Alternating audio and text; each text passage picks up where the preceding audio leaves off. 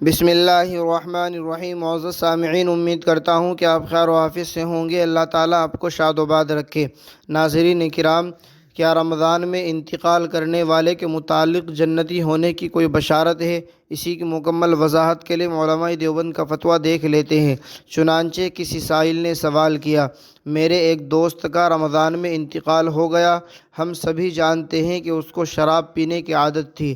قرآن و حدیث کے مطابق وہ جنتی ہوگا کیونکہ رمضان میں جہنم کے دروازے بند ہو جاتے ہیں۔ برائے کرم اس کی وضاحت فرمائیں۔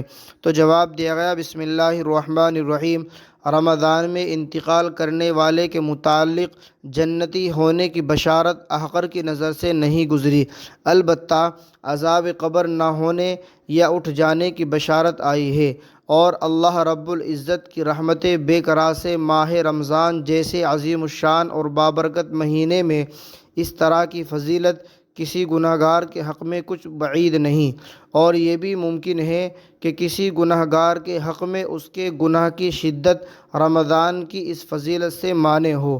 فقط واللہ تعالی عالم۔ دارالفتاء، دارالعلوم دیوبند۔